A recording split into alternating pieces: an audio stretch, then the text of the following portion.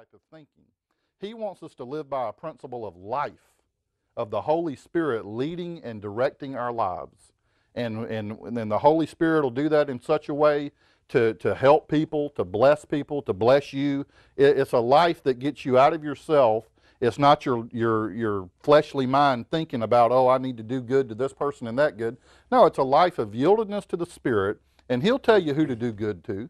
He'll tell you who to give some money to. Yeah. He'll tell you who to and witness to. it won't be everybody. It won't be everybody. Yeah. Even Jesus did only what the Father told Him to do. Absolutely. He stepped over people to get to the man that needed to be healed. Absolutely. If He would have healed everybody, He wouldn't have got anything accomplished. Thank you, my brother. I preached that, and people looked at me like I'd come from the moon, because Jesus stepped over a whole lot of impotent folk to get up. That's right. That's right. He only did, and that. So they must have rejected it when He offered. Yeah. Most likely. Could be. Yeah, we don't necessarily yeah, we don't have know. that concrete. But if I live by a principle of I need to do good to everybody I see, I'm going to miss the Holy Spirit. Yeah. Because the Spirit wants to direct my life, not my fleshly mind. Amen. Not achievement, not for an achievement-based thing. I'm not trying to achieve something to get God's blessing. I'm just trying to be yielded to the Spirit. Let Him lead me. Let me have such a personal relationship with Him that He says, pick up that guy walking down the road. Yeah. Okay, I'll pick him up. We'll see what happens, you know. And if He told me to do it, He's got something in mind here. And it's just a life of yieldedness to Him. Give that person $5, and you know, you never know what. Tell them God loves them as you do it. And the Spirit will talk to you if you'll let Him do that. This is the type relationship He wants the anointing to abide within, the indwelling Holy Spirit. And He says, if you're a person who's led by the Spirit, you're a son of God. Amen. Son of God is, of course, our position in Christ, but the activity of that is someone who's able to be led by the Spirit. Actively walking. Actively walking in Him. And that brings us into the kingdom. Absolutely. That brings us into the kingdom of God. And the kingdom of God is huge. It's vast. I love this. We come through the cross to receive the forgiveness of our sins. Then we come through the resurrection to receive the born-again experience of empowerment. Amen. And then we come through the baptism of the Holy Spirit to receive the anointing of power to serve God, to preach, to teach, to minister through the giftings of the Holy Spirit, to lay the hands on the sick. See, the Bible is written in the New Testament from the standpoint that you're baptized in the Spirit. Yeah. It's not saying, well, some of you won't get baptized and some of you will. That's right. When Paul wrote and John wrote and others wrote in the Bible, it's from the standpoint that you're baptized in the Spirit. And since you are, these are the gifts available to you. This is the power available to you. This is what you can do. And so if you do not have the baptism of the Holy Spirit, you need to ask God for it. Don't be afraid of speaking in tongues. Don't be afraid of that kind of stuff. It's God and it's Bible. It's in the Word of God. Yeah. And it's a very powerful thing. I don't know. We don't need to get into what tongues are and all that necessarily. No, not necessarily in this program. But don't be afraid of it. I've encountered people before, and I just ask them, "Do you want the gift of tongues?" And they say no. Yeah. And I never understand that, because as a young Christian, I wanted it. Yeah. Because it was in the Bible. Yeah. And I asked for it, and I got it, and I use it every day, many times a day. It's a very powerful gift. It is. And it's just part of being baptized in the Holy Spirit.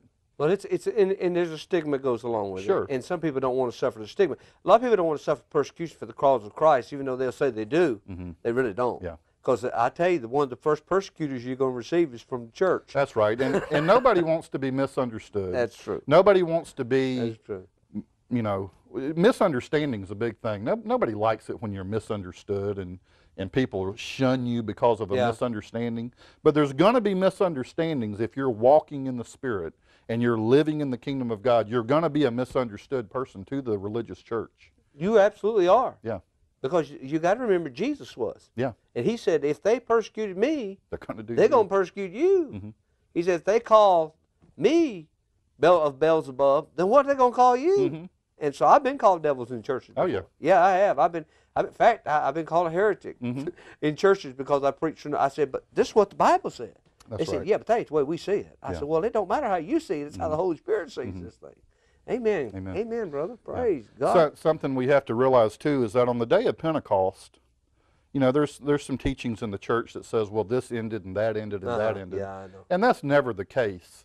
The day of Pentecost was the beginning of great things. Absolutely. It was the beginning of the outpouring of the Holy Spirit available for all people in Christ who believe. Yeah. The Old Testament, only certain ones got to experience even a taste of that. Yeah. We get to experience the fullness of it.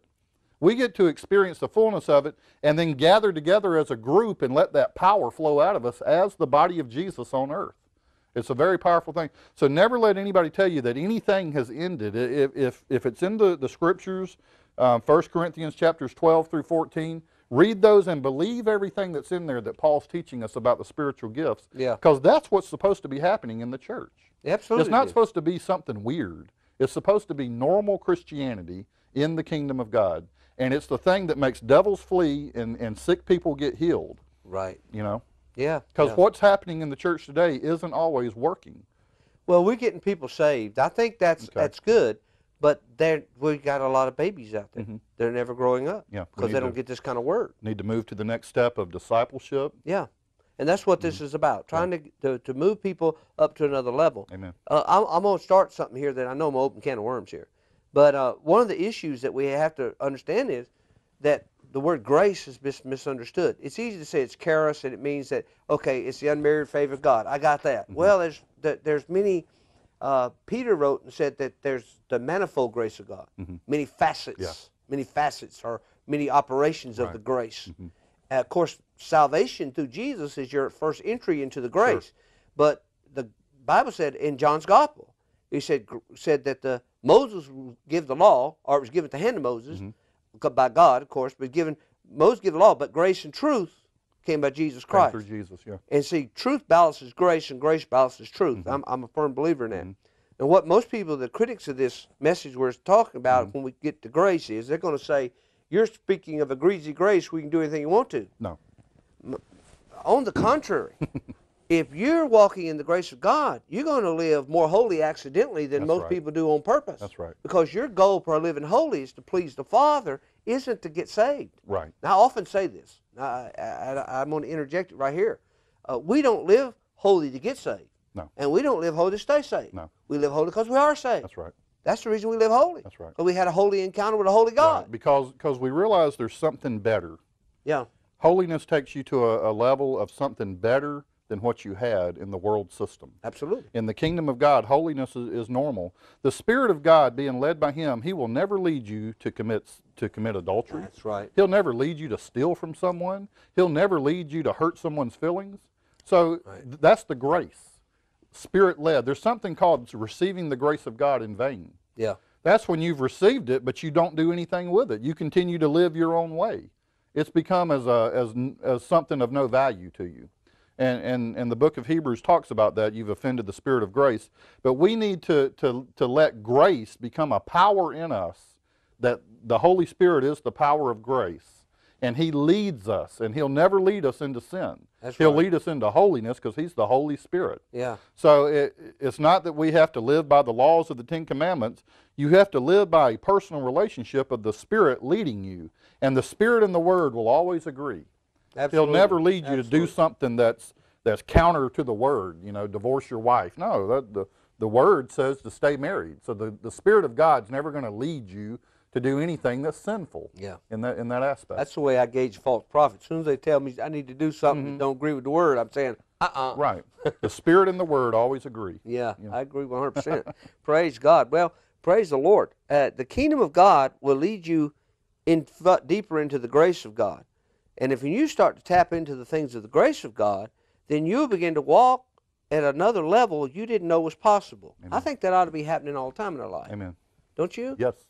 We ought to be moving up at another level. That doesn't mean that we're better than you. No. It means that whatever God gives us or whatever God put in this book is yours. You have to do it you have to receive it by faith. That's right. And it can be yours.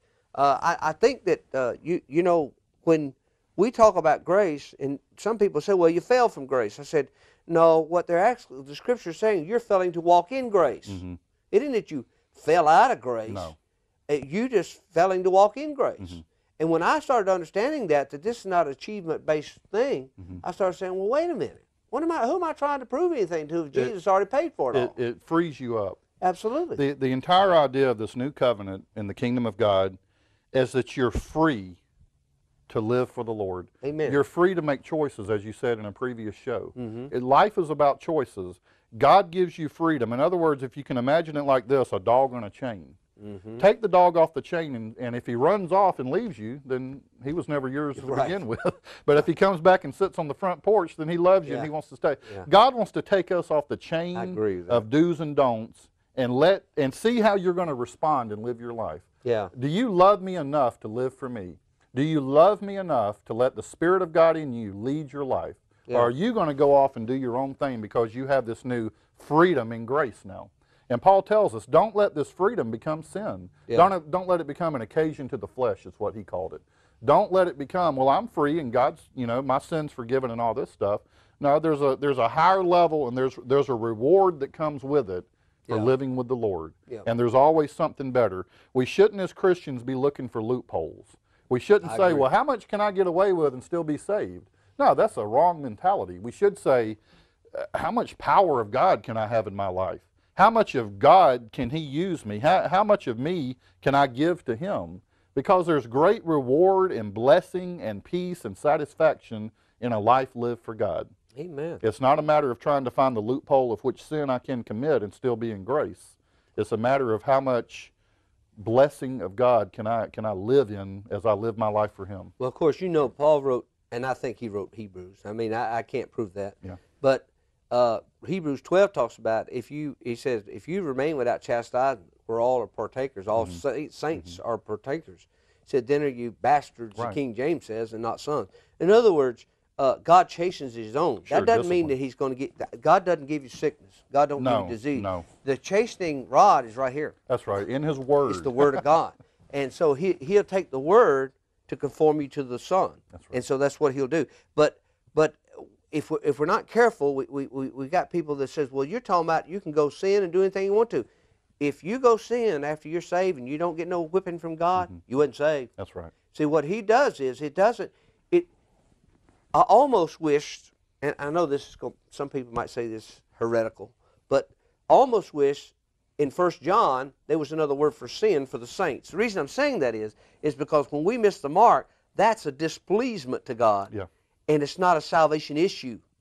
But it is an issue if we sow the flesh, we shall of the flesh reap corruption. Now, that means that you need to turn away. And that's repent. Right. Exactly what it means. We don't have a lot of time left today, but I want us to make sure that we understand that when you come to Jesus, your sins are forgiven. Amen. And they are past, present, and future. Sure. And I know in some circles it's scary to even say that because immediately people say, oh, you're one of them. Well, maybe we are one of them, but we're walking in the power of the Holy Spirit. That's right. We have the grace of God upon our lives, and we don't go out and sin willfully just because the opportunity presents itself. Well, we're sons. We're sons. We're sons of God. So I'm going to have David pray with you, and if you would, David, just pray the salvation prayer or whatever the Holy Spirit directs you in his closing moments. Okay. Well, Father, I just ask you you're reviewing this, to open your heart. Father, I pray that people will receive Jesus, that open hearts right now will be yearning for him, and that he will fill them with his Holy Spirit. In Jesus' name. Amen. Pastor Paul Wayne Domney, I hope you were blessed by this is Pastor Paul Wayne Domney. I hope you were blessed by today's program. If you've never made Jesus your Lord, I'd like to invite you to do so. Please pray with me. Dear Lord Jesus, I know you died for me and rose again by God's power. Please save me, forgive me of my sins, and fill me with your precious Holy Spirit. I pray in Jesus' name. Well, God's family, you're a new creation in Christ Jesus. This is